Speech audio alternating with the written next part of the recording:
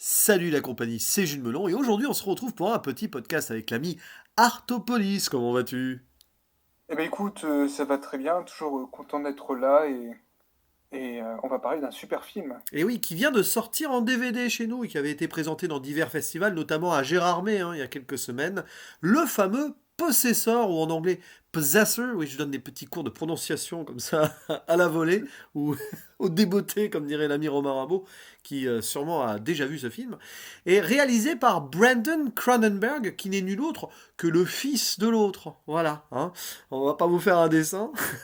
David, Eh oui, David Cronenberg, le roi du body horror, entre autres, hein. Et ici, justement, c'est un film qui mélange body horror, science-fiction, thriller un peu futuriste, enfin faussement futuriste, parce qu'on est dans une sorte de timeline parallèle de notre époque ou un peu avant, bon, c'est un peu compliqué, où grosso modo, on va suivre les aventures d'une agent spéciale au sein d'une organisation secrète qui s'appelle Tasia Voss, et qui a pour but de prendre possession, clairement, d'êtres humains par le mental afin de tuer, de commettre des meurtres. Par exemple, je sais pas, voilà, il y a un employé qui va être possédé à distance et qui va tuer son patron, voilà, sur un contrat et tout.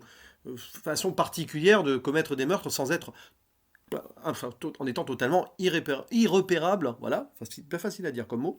Et du coup, alors le problème c'est que la jeune Tasha, elle est pas si jeune que ça d'ailleurs, on n'a pas dit de casting, mais interprétée par Andrea Riseborough, qu'on a vu dans Mandy récemment. Tiens, citons aussi ouais. l'autre part du casting, hein, Christopher Abbott, qui est là, que j'avais vu, mais je sais plus dans quel film. Ah oui, dans First Man, il a joué dans First Man. Et puis tiens, citons aussi deux acteurs très iconiques, hein, Sean Bean. Sean Qui Bean, meurt. c'est voilà, ah bah, va savoir. Ah tiens tiens, oh, c'est mystérieux là-dessus. Sean Bean, c'est l'acteur qui est le plus mort dans le subconscient des gens, hein, voilà, on connaît l'histoire. Et Jennifer Jason Leigh, hein, qu'on a pu apprécier dans beaucoup de métrages Ouais. super sympas, notamment dans des Quentin Tarantino. Et puis le fils de Donald Sutherland aussi, Russell Sutherland, enfin l'autre fils de Donald Sutherland, il en a plusieurs. Bref, disais-je, la jeune dame, qui n'est pas si jeune, elle doit avoir la quarantaine, hein, Tassia Voss, qui, à force de posséder des gens à distance, à un moment, ben, perd un petit peu sa propre identité, tout simplement. Et on la voit partager entre son boulot et sa famille qu'elle commence plus ou moins à renier, on sait pas trop. Ça va plus trop avec son mec, elle a un fils et tout. Et petit à petit, on va la voir plonger dans l'inconnu, et à un moment, elle va rester bloquée dans de ses possédés, de ses hôtes, qui doit tuer son beau-père, en gros, hein, pour une histoire d'argent, certainement. Voilà, ça c'est secondaire. Et on se retrouve dans un monde un peu à la Black Mirror, où on va aussi se perdre dans le subconscient et la psychologie de nos personnages principaux, parce que oui, Tassia Voss, donc l'agent elle-même se perd, mais évidemment, son hôte qu'on va suivre va également se perdre aussi. Et à un Ouais. moment, il va y avoir une sorte de fusion dans la perte d'identité, si vous voyez ce que je veux dire, sans en dire plus. Oui. Avec beaucoup de références, là, qu'on pourra citer notamment en spoiler tout à l'heure. Mais la première chose, voilà, que je te demande, parce que toi, tu l'as vu il y a un peu plus de temps, tu l'avais vu aussi en streaming, je crois, sur un festival, hein, si je Oui, me c'est trompe pas, ça. voilà, Gérard May. Et qu'est-ce que tu en as pensé de ce Possessor, deuxième film, hein, d'ailleurs, de Brandon Cronenberg? Bah écoute, j'étais content qu'il soit diffusé à Gérardmer. En plus, bon, il y avait beaucoup de films, mais je voulais me concentrer que sur un film parce que j'aurais pas eu le temps de voir les autres. Par contre, le film est vraiment bien. Enfin, c'est un film très surprenant. Ouais, Alors, j'ai pas vu pour le coup le premier film de Cronenberg, Fils, ouais, antiviral, hein, mais voilà, son titre. ouais, antiviral, c'est ça. Et écoute, j'ai vraiment été, comme j'avais déjà dit, j'ai été assez surpris par l'approche, surtout la science-fiction dans le film, parce qu'en fait, c'est une science-fiction très minimaliste, comme tu disais, où on ne sait pas trop si c'est aujourd'hui, si c'est demain, si c'est avant aussi, hein, parce Ouais, qu'en fait, il y a un petit côté rétro-futuriste aussi. Et, euh, et j'ai vraiment été surpris par l'approche esthétique aussi. J'avais évoqué dans un autre podcast avec des amis quand on avait parlé à l'époque, mais il y a quelque chose de très étrange, c'est la façon de filmer les décors pour en faire quelque chose de purement futuriste, qui relève de la science-fiction un peu moderne. C'est des immeubles, la façon dont ils sont filmés, t'as vraiment l'impression d'être dans un autre univers où globalement il n'y a que ces espèces de gros miroirs, enfin de grosses installations. Et, euh, et moi, forcément, ce qui m'a le plus touché dans le film, c'est que ça renvoie à une lecture, à un auteur qui aime beaucoup le père aussi, hein, qui aime beaucoup Cronenberg père, c'est Philip K. Dick. Oui, oui, oui.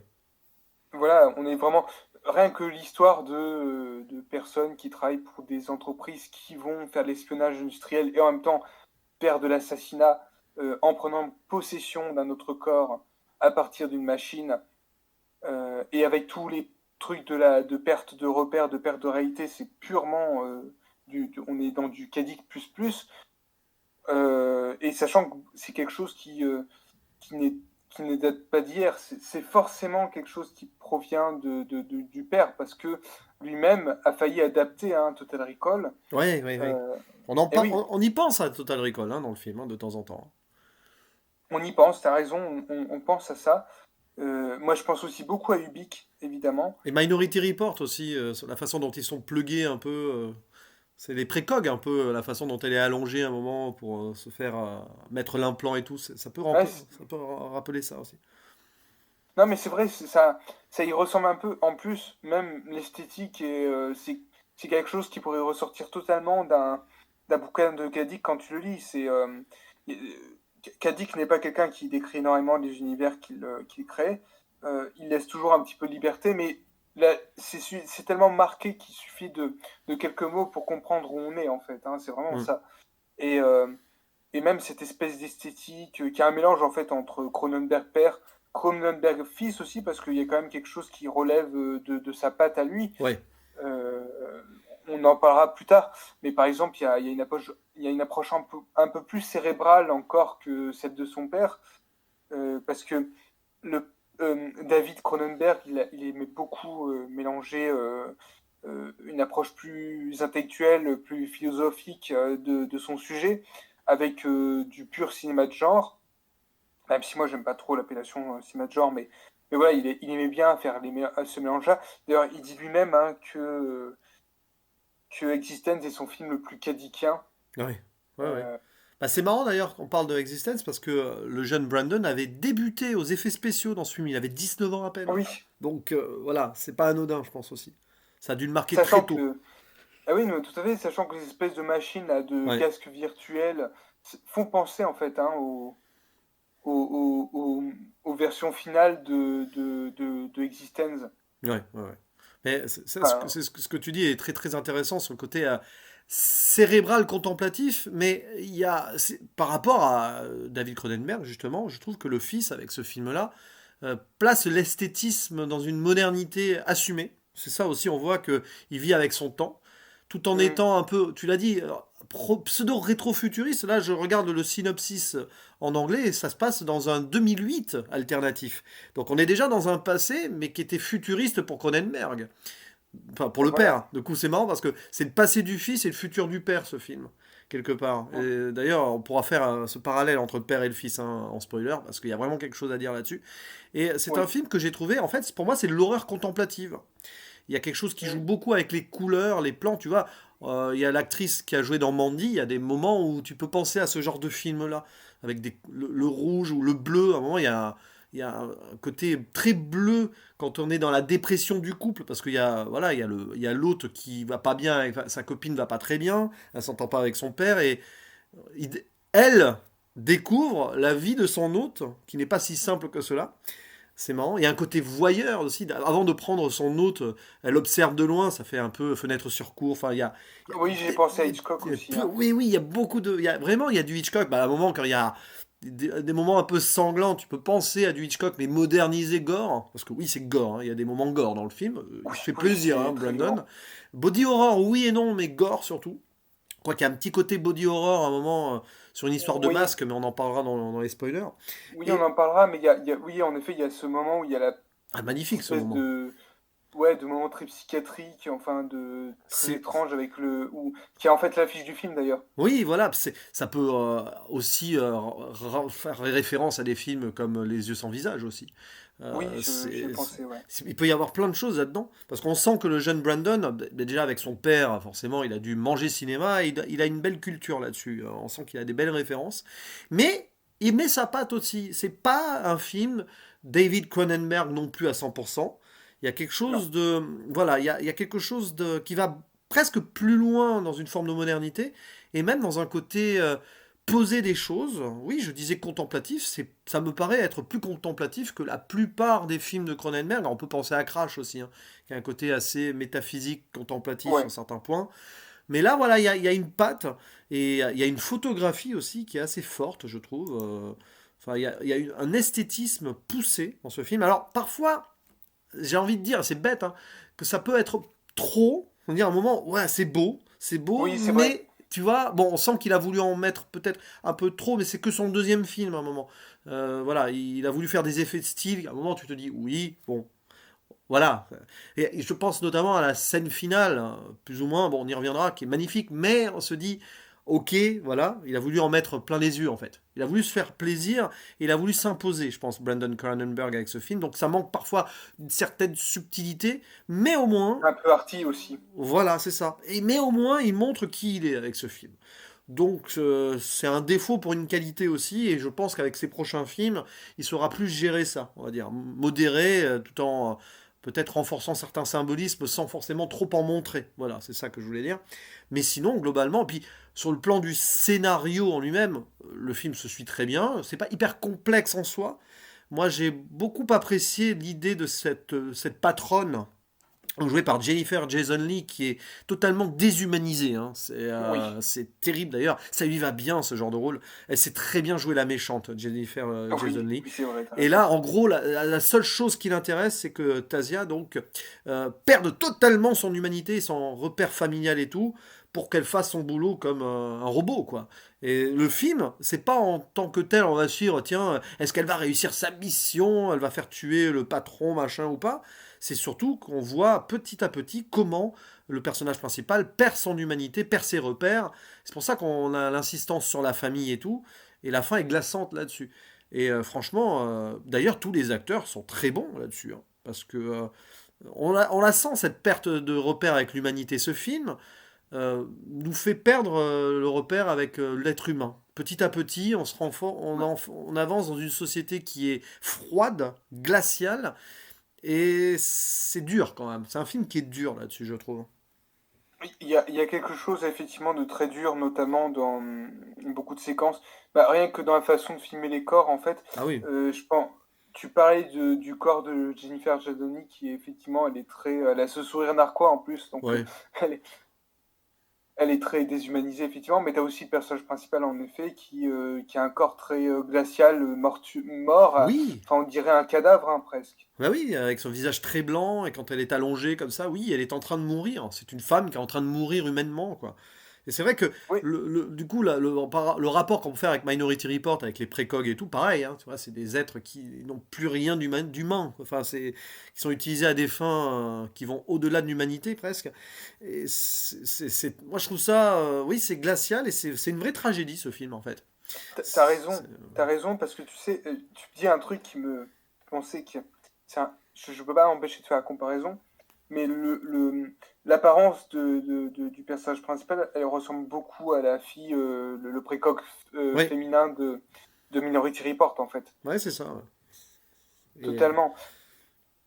Et on sait que de toute façon, ce film nous court à la perte de l'humanité. On voit très vite que l'espoir n'a pas de prise, en fait. En soi, d'ailleurs, la fin, telle qu'elle est, ne nous surprend pas. Même si, Non, non, c'est vrai. t'as un moment, tu te dis, ah ouais, quand même, on en est là. Mais c'est pas si étonnant que ça, vu le déroulé du film. Et, euh, et ce qui est bien, moi, c'est ce genre de film aussi. Alors, ça fait très codé aussi, mais le film se termine là où il a commencé, quelque part, avec une histoire de papillon, sans en Ouais. dire plus. C'est assez amusant de voir d'ailleurs cette histoire de papillon. À un moment, ça m'a fait penser au Silence des agneaux. Je sais pas pourquoi. Enfin, tu vois, un petit peu cette Ah oui. esthétique-là. Mais bon, là, c'est un peu plus glacial. Oh, quoique.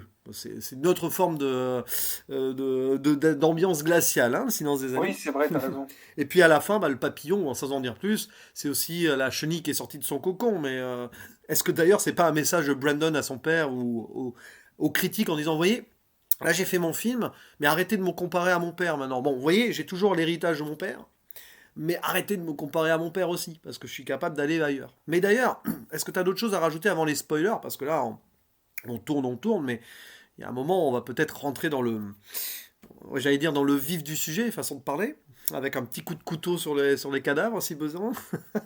Bah, Ah oui, on peut moi, parler de moi, la musique aussi, parce qu'il y a une musique assez minimaliste, hein, mais ouais, qui a été composée par un Jim Williams qui avait fait la musique de Grave. Alors je sais que tu as quelques bémols sur ce film, mais bon, à revoir un jour ouais, peut-être.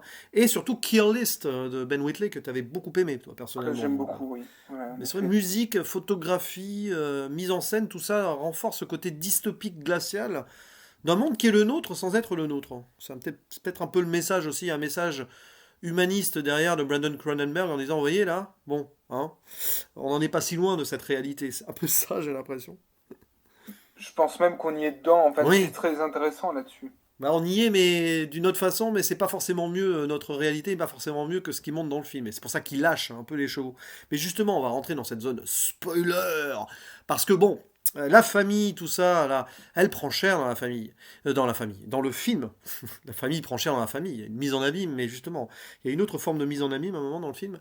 Mais c'est surtout que donc Tasia, le personnage principal, est destinée à oublier sa famille. On le voit dès le début, elle oublie qui elle délaisse sa famille, son enfant, et à la fin, Ouais, eh bien, par le truchement de sa patronne, elle finit par tuer ou être témoin de la mort de sa famille. de sa famille, ouais. Ça, c'est très dur quand même. Son mari, et puis le petit. Ah, c'est rare les morts d'enfants au cinéma, mais elle fait son effet quand même, celle-là. D'ailleurs, Celle-là, elle est assez dure, hein, c'est ouais, surtout en que effet. l'enfant a été pris en otage mental par la patronne. C'est Ouais, vicieux. voilà. C'est très vicieux. Et tout ça pour que, à la fin, le personnage principal oublie sa famille, qu'elle se concentre à son boulot. Et il n'y a même pas de révolte du personnage principal. Non. C'est terrible. Ouais. Elle était déjà perdue, quoi. Et ce qui est terrible, c'est qu'à la fin, la culpabilité, plus rien. Le papillon qu'elle a tué plus jeune, bah là, maintenant, c'est normal. Et c'est fini, quoi. À la fin, c'est devenu un robot. Et je me demande si, sur ce final, je sais pas si tu vas être d'accord avec moi, mais si Brandon Cronenberg n'a pas voulu passer un message en mode, vous voyez, allez, je tue la famille, à la fin, je coupe peut-être le cordon avec mon père dans mes influences, et je vais maintenant voler de mes propres ailes, d'ailleurs, comme le papillon. Ça pourrait être une belle symbolique finale. Bah, il C'est très pourrait y avoir ça, psychologique. hein, effectivement, parce que je sais on lui avait reproché hein, d'être trop en filiation avec son père sur antiviral, il me semble, hein, si je Ouais, dis pas de bêtises. Donc, ouais. c'est quelque chose qui pourrait arriver. Et en plus, donc il y a ce message-là qui peut en effet être identifié, être relevé. Et il y a aussi bah, le fait que c'est totalement en logique avec ce qui précède le film, cette conclusion, finalement. Parce que Oui, on a un élément qui ne doit pas, qui ne doit pas disparaître, parce que c'est un peu un surhomme, enfin un surêtre, hein, c'est ça. cette personne. Qui peut pas se Voilà. suicider, parce qu'en gros, on l'a pas expliqué, mais pour sortir de l'hôte, il faut que l'hôte se suicide. Et là, c'est impossible. Elle est connectée à son hôte.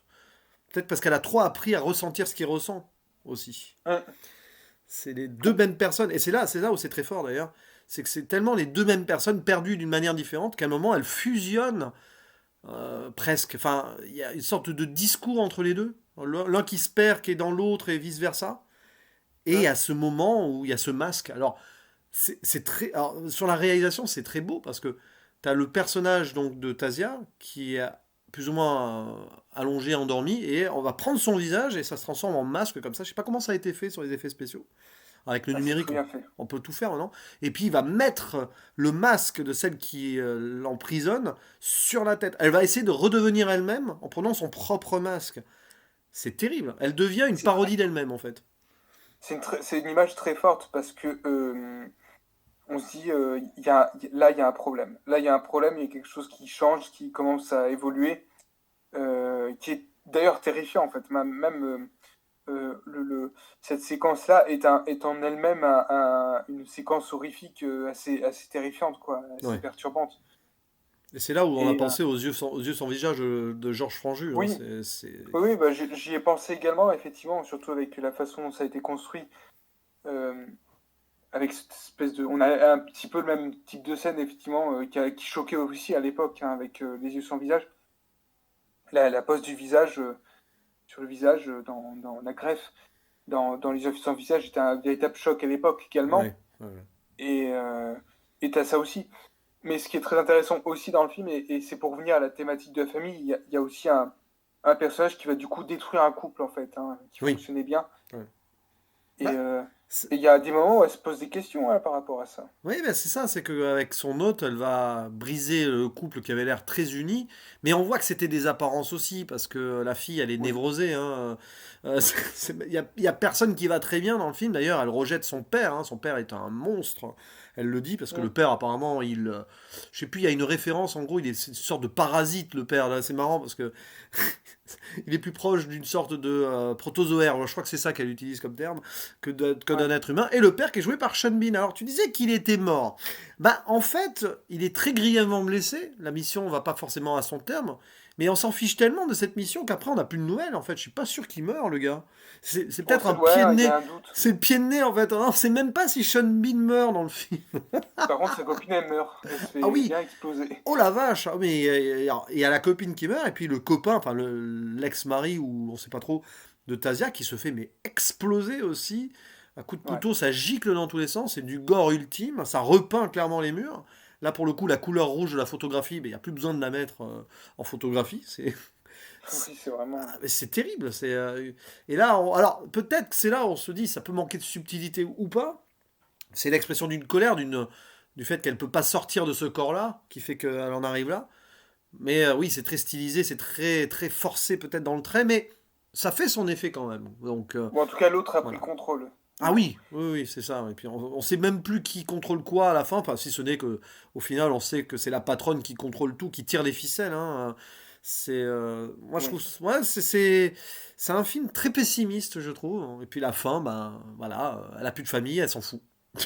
C'est pas bête, hein. Oui. Et puis, bon, cette scène où elle meurt, enfin, elle meurt. Oui, techniquement, elle meurt. Elle ressort de son hôte et avec son fils qui meurt. Enfin, Oui, tout à et fait. les sens se mélangent. Voilà. Alors, c'est très stylisé, c'est très beau. On peut même penser à la fresque de Michel-Ange là, à ce moment-là. Oui. Mais bon, voilà, c'est là où j'en reviens peut-être au manque de subtilité un peu. Il a mis beaucoup d'effets. Et à un certain moment, bon, après, c'est pas grave. Vaut mieux en faire trop que pas assez, des fois. Et c'est fait avec le cœur, donc on peut pardonner ça largement à Brandon Cronenberg, je pense. Parce que là, il a fait son film Métamorphose potentiellement. Je pense qu'après, il va partir sur des thématiques vraiment à lui. Et on arrêtera de le comparer à son père, même s'il y aura toujours des filiations, évidemment, hein. Les chats ne font pas des chiens. Mais je pense que ça peut être un film important dans sa carrière.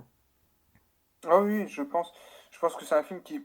Déjà, rien que le fait qu'il ait gagné à Gérardmer, comme tu le disais, c'est que quand même, ça va lui permettre de débloquer pas mal de choses, je pense, Ouais. et d'évoluer. Et j'espère qu'il va évoluer parce que euh, Possessor est un film qui est quand même plutôt bon, qui a une bonne tenue, etc. C'est un film qui manque encore de force et qui est peut-être un peu trop conçu comme un film de festival, justement. Ouais. Un peu trop arty, un peu trop dans les charges, peut-être un peu pas assez subtil. Et encore, moi, le manque de subtilité ne me gêne pas en principe, mais effectivement, il y a des petits problèmes là-dessus. La violence est un peu trop gratuite. Ouais. Euh, Après, est-ce que c'est pas un élément de discours pour dire que le corps n'existe plus en fait, hein. Ah C'est oui. quelque chose de très cyberpunk aussi. Ouais, c'est là où on revient au body horror. Mais c'est un body horror modernisé, quelque part. Comme une Oui, sorte oui, de voilà, c'est rejet de ça. l'humain, hein. C'est le film, c'est le rejet de l'humain, ou comment les êtres humains rejettent leur propre, oui, pas forcément que corps d'ailleurs, leur propre esprit aussi. Le corps et l'esprit qui partent en lambeaux dans ce film-là, hein, Bah, quelque part. même au moins, même par rapport à l'intimité en fait, parce que Oui. Bah, quand on voit le faut couple pareil. faire l'amour et tout, enfin d'abord ils sont observés de loin, puis même quand ils font l'amour, on est en mode voyeur avec la caméra, avec ce fond bleu là, c'est Puis il y presque a autre chose. gratuit. Oui. Il y a l'usine, enfin l'espèce Oui. d'entreprise où Oui, ils oui. travaillent avec ces espèces de lunettes bizarres qui sont en fait des casques virtuels où ils voient en fait sûrement ils essayent d'identifier les installations, enfin tout ce qui est porte-fenêtre chez les gens. Ils Ouais. filment et on voit des gens en train de faire l'amour ou des Ouais, gens ouais. qui font autre chose. Enfin, voilà, Ah, on brise l'intimité, on surveille les gens. C'est très cadiquin, ça. bah, c'est même Big Brother, hein, t'as un Ouais. mélange, t'as un côté Orwell cadique mélangé là. Mais c'est vrai, voilà, il y a beaucoup de références et on peut souhaiter à Brandon Cronenberg maintenant de partir aussi sur des projets un peu différents, peut-être plus SF que horreur, on sent qu'il pourrait partir là-dessus, mais Ouais. bon après ça on verra. Et puis comme tu l'as dit, un peu moins arty ou peut-être assumer le minimalisme contemplatif qu'il voulait peut-être instaurer à la base. Parce qu'on sent qu'il y avait cette envie-là. Il y a des scènes à un moment, voilà. Mhm. Et puis il Tout à fait. repart dans l'excès derrière. Mais bon, ça une question de rythme et d'équilibre qu'il arrivera à avoir, à mon avis, de façon très naturelle très bientôt, ce monsieur. Est-ce que tu as autre chose Dé- à rajouter du coup pour conclure ce petit podcast, qui n'est pas si Ah bah petit que ça? déjà moi j'encourage vraiment de se procurer. Alors j'ai pas encore acheté le film, je pense me le prendre quand j'aurai l'occasion. Mais il faut vraiment se procurer Possessor, en tout cas le voir, ou attendre. Je sais pas s'il ressortira en salle, je crois que Mais Joker malheureusement essaye non. Ah, peut-être il y de aura le sortir. ça serait bien, ça serait bien. Ouais. Bah, ça serait bien, parce que c'est un film fait pour être vu en salle, c'est sûr. Après là, il vient de Enfin, sortir en tous les films, hein. DVD, donc avec la chronologie des médias, je suis pas sûr que ça soit possible. Voilà, donc il est Non, sorti malheureusement, je pense que c'est un film qui était peut-être un petit peu trop violent, un peu obscur. Après, le prix qu'il a gagné quand même est assez prestigieux. Je sais pas si ça lui permettra d'aller plus loin. Par contre, il faut le voir parce que, effectivement, comme je le disais, on a quelqu'un qui pourrait devenir un bon, voire un grand cinéaste si se- s'il évite certains écueils qui peut y avoir. Enfin, par exemple, il y a la peur qu'il puisse tourner en rond. Alors, j'ai pas vu Antiviral, mais je crois qu'on lui avait reproché certaines choses dans Antiviral qu'on pourrait retrouver peut-être dans Possessor, mais je trouve que Possessor a une bonne tenue et peut-être pourrait ouvrir effectivement sur un cinéaste intéressant.